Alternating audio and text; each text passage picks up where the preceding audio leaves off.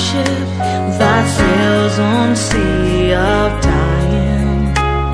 Storms may come, winds may blow, and rock this ship of mine. But the reason my ship will never sink, and today it's still afloat. My compass is His precious word, and Jesus pilots my boat. I won't sail these stormy seas no more, unless Jesus leads the way. I will never drift so far from the shore again.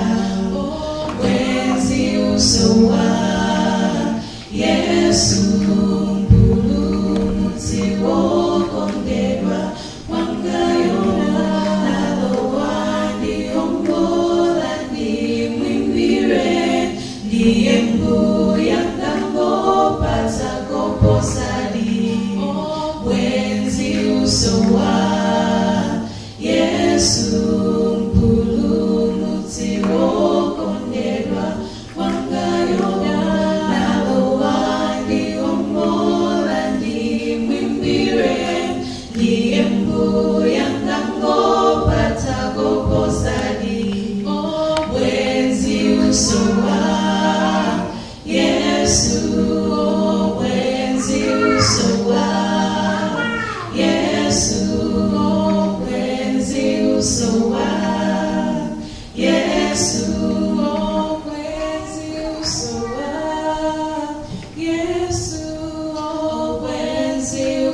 usowa Yesu mwenzi usowa Yesu mwenzi usowa Yesu.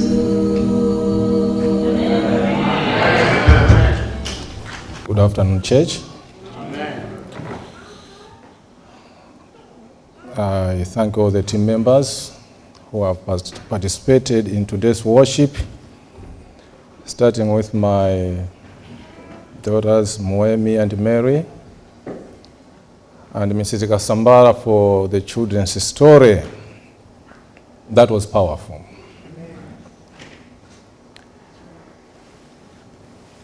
Our thought today is coming from the book of Genesis, which was read by Moemi. But primarily, we want to focus on one of the most debated issues in psychology. It is one of the most debated issues. Answers may not be there, but to some extent, answers are there. And I want to relate to the Bible. Where does the Bible come in, and where is the hope between these two theories? It is about determinism and free will. This theory of determinism, those scholars, they say human beings are not free. No matter how much they can claim the freedom, but human beings are not free. The actions that are done by human beings today, whatever we are doing today, is just a reflection, or we are bound by the previous events. We don't have any choice. We are doing what we are doing because of how we were brought up and where we were brought up. Meaning the environment in which you and I were brought up affected our behavior today. Amen. Amen. This is very true even when we consider about language. When we are thinking about language, how do children learn language? We all say the environment in which the child is brought up will affect the language that he or she can communicate. Amen. The same child who can be raised in a family which talks Tumbuka throughout, that child will be speaking Tumbuka frequently. Amen. But if the same child is brought up in a family which speaks Yao, that child can speak Yao frequently. Amen. So the environment has a bearing on our life. That's why this guy, they said, our actions today are not out of our own choices. Meaning, if you see somebody who is very angry, somebody who cannot associate with people, is always angry, you can trace where it's coming from. Where is this anger coming from? How was this person brought up? What kind of environment shaped his life? Then it means the environment impacted his life. Amen. So, when I'm thinking about this school of thought, I always think about parenting. I said, meaning as parents, we should be very careful in the way we raise our children. Amen. Whatever we say before our children. Because any careless talk, whatever we say in the presence of our children, this will affect their life in the future. Amen. One of the scholars by the name Bandula, he said, children who have been raised in a family where parents were so violent, parents parents used to fight time and again. These children, when they grow up, they will become also violent parents. Because the idea is very simple. Our children, they learn by observation and imitation. So our acts are always affected by the remote past. Maybe the only problem with this school of thought is to say human beings are not free, no matter what they can do, but human beings will never be free because they have that propensity to do what their forefathers had done. If somebody has committed murder today, they're saying this person should not be punished. This person should not be responsible for the murder because it's not his own choice. It's the choice of those people who raised him. Meaning, if we are to follow this school of thought, we should not be punished. Whatever evil we can do, we should be free. If anything, my parents should be punished. If anything, my grandparents should be punished. I am a free person because I did not choose to be what I am today. If somebody is gossiping, this business of gossiping, talking here and there, they are saying, don't blame that person. Blame where he was brought up. That's where the gossiping started. He's just reflecting where is he coming from. Where is he coming from? The environment was all about gossiping.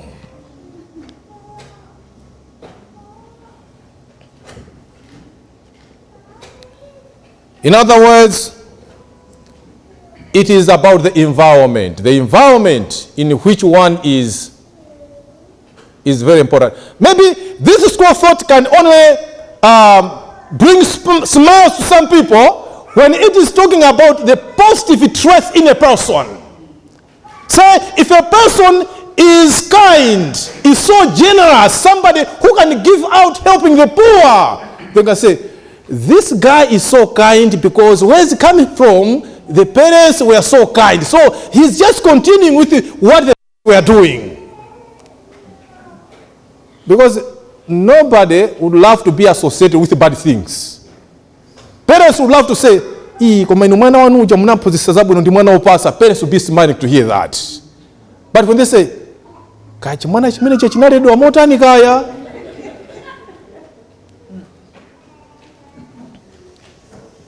that is all about, just in brief about the school of determinism. In other words, when we are thinking about Adam and Eve, God had explained to Adam and Eve the evils that the devil can bring in the Garden of Eden. When they were established in this garden, the environment was good. There was no sin in Eden. There was nothing evil in the Garden of Eden where the parents were established. But God had forewarned them. God had explained to them. That's why God said, of every tree which is in this garden, every tree you can eat. But only one tree which is of evil and good, only from that tree you shall not eat, because in the day that you shall eat, God emphatically said, you shall surely die. Now, if we are to think about determinism, that the acts that are being demonstrated today are reflecting about the past. God had explained to Adam and Eve, do not eat of this tree because you shall surely die. Where did they get the strength to disobey God. Because these people came from the Creator's hand. The Creator himself put them in the Garden of Eden. And the Creator himself explained to them what they are supposed to do before even the devil gained entry into the Garden of Eden. The Creator had explained to safeguard his parents. But why did they disobey God? Where did the disobedience come from?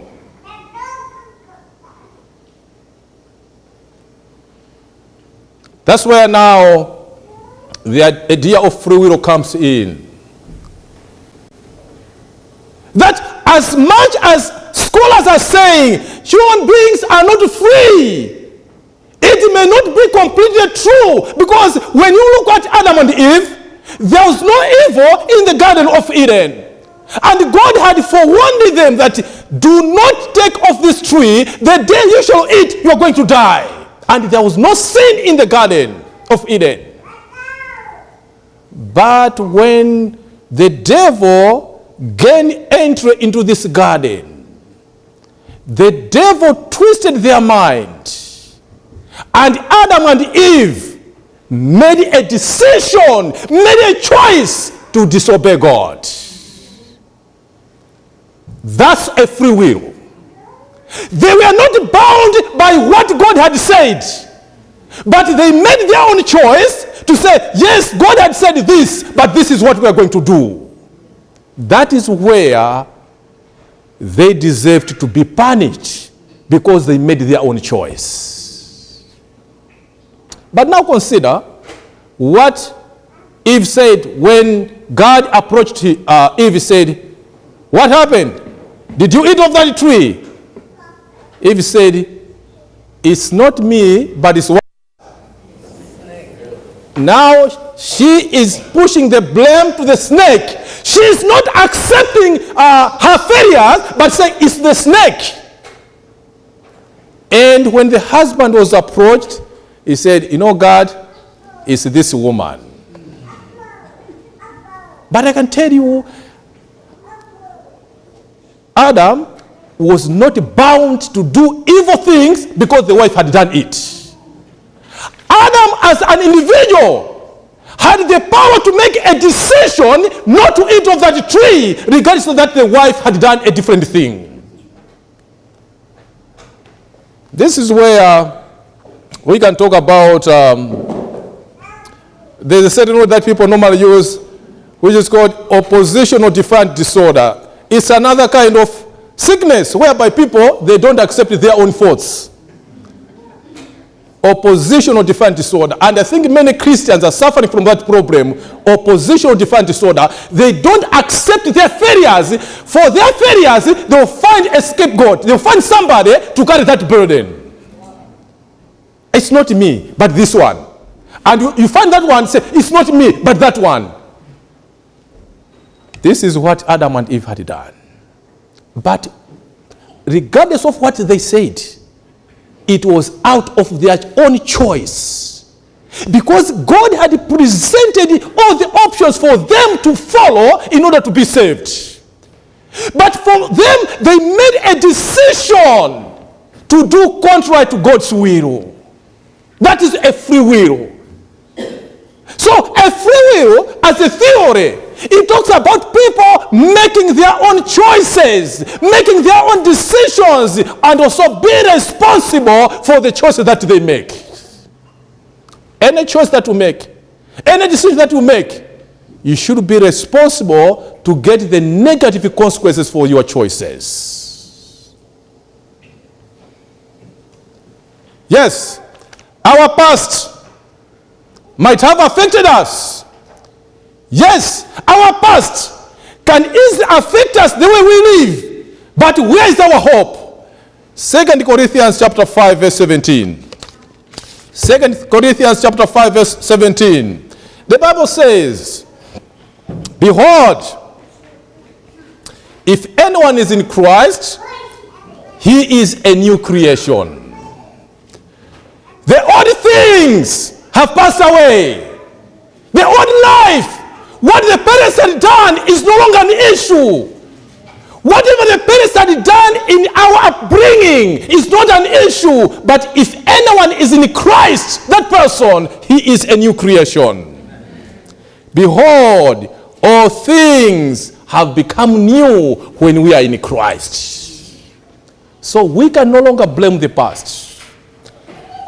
Now we can we can always now differ with the thinking of those scholars who are advocating for determinism, that no, a human being has no choice. No, we can say, if somebody is in Christ, despite what my parents had done, despite what I had watched in the place of my parents, but when I am in Christ, I can make my own decision and I can become a new creation. Amen.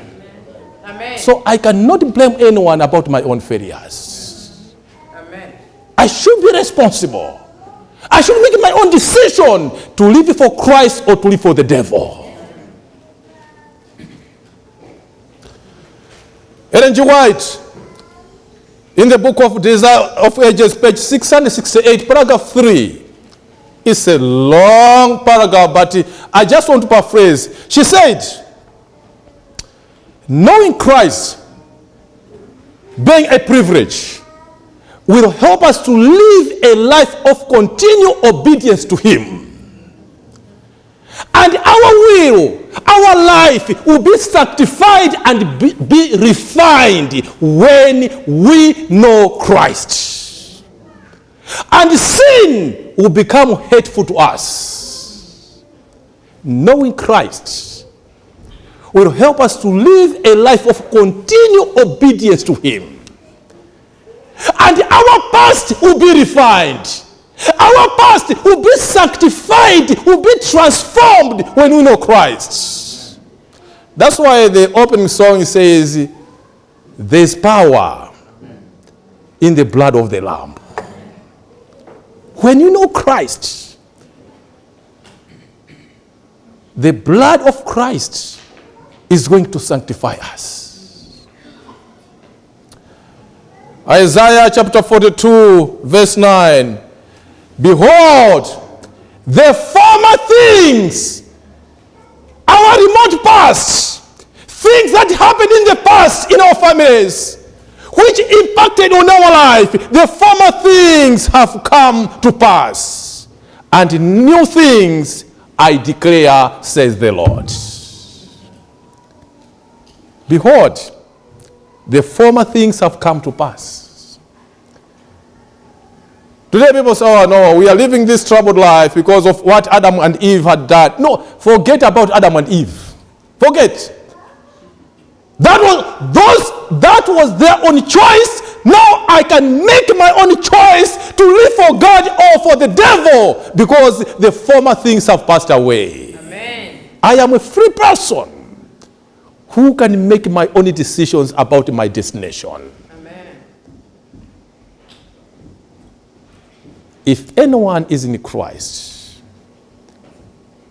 that person is a new creation. Amen.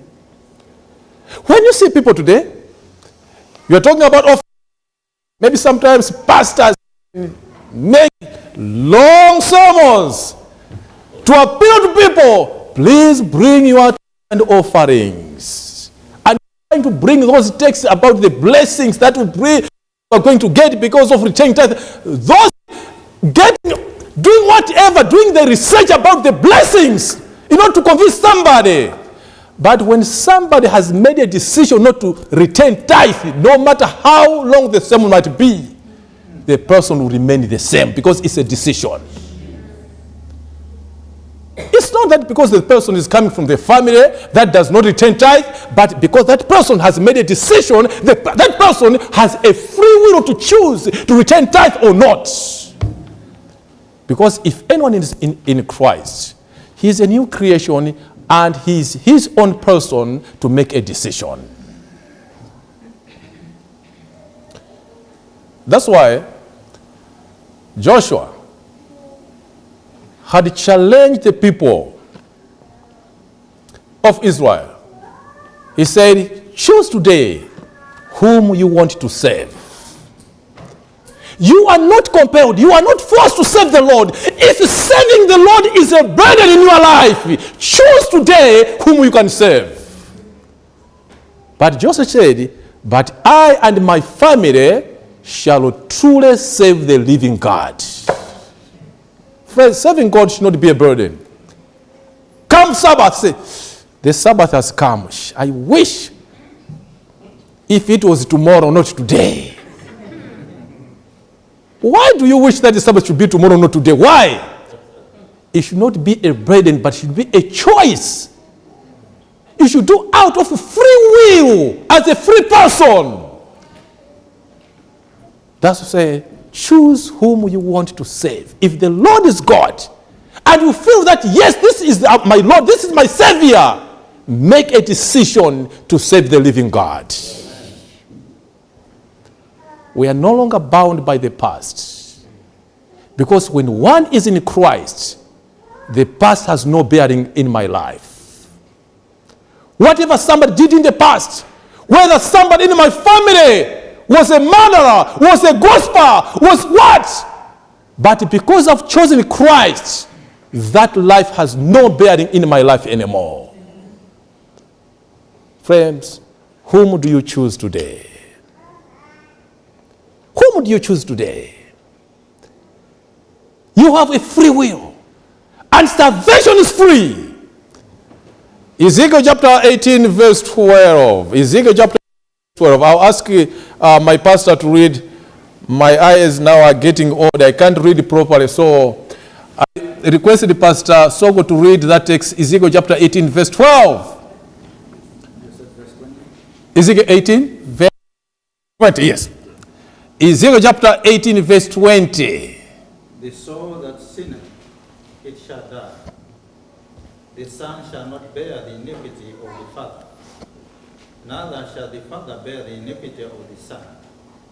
The righteousness of the righteous shall be upon him, and the wickedness of the wicked shall be upon him. Yeah, thank you.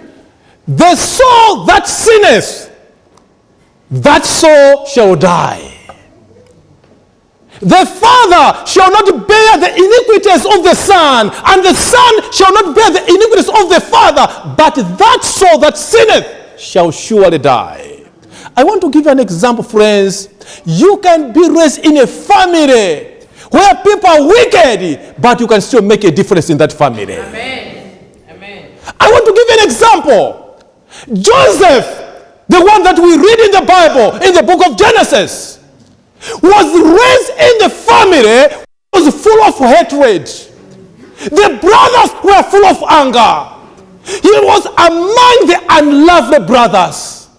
Joseph was brought up from a father, from a parent who was at some point a liar. But Joseph stood firm, made a decision to stand for Jesus. Think about Jacob. Jacob, how did he get his blessings? He went to his father and said, I am Esau. But was he Esau? No. And where did he get the lie? From the mother. The mother said, my son, this is what we are going to do. That's what I said.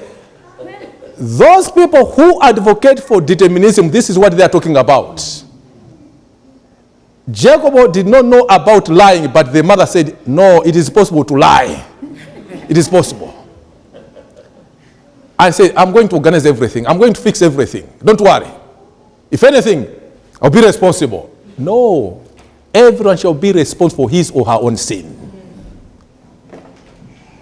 What Jacob did, it was not his mother who was responsible. It was Jacob who was responsible for the sin that he committed before his father. But all I'm saying is, though Joseph was raised in the family which had unlovely brothers,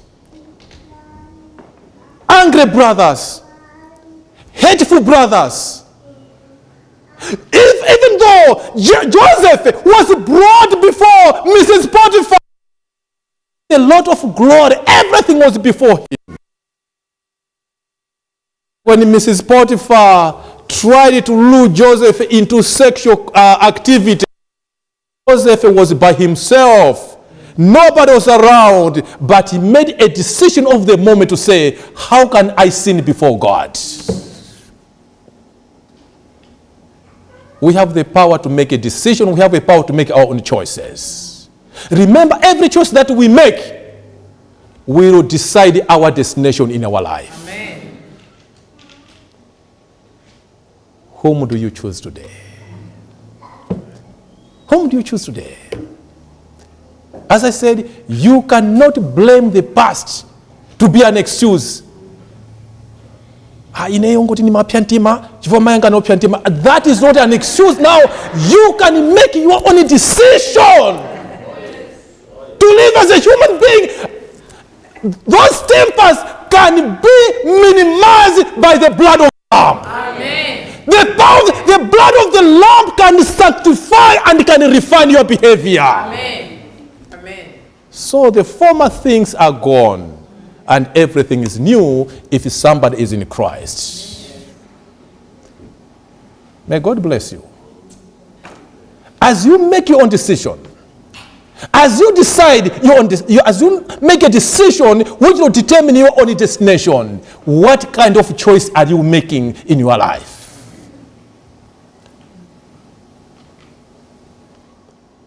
There's a word that I want to leave with you. Say, there's a word which you call personal agency. Personal agency refers to the choices that we make every day in our life. The choice that we make. Remember, whatever you do is a choice. To come to church is a choice. Not to come to church is a choice. You want to marry is a choice. You don't want to marry. Whatever you do is a choice. But the question is, what kind of choices are you making in your life? Remember, any choice that you are making is deciding your own destination. It is my prayer that as you contemplate on the choices, one choice will stand true for you and you choose Christ as your Savior. Amen. May God bless his reading. Amen.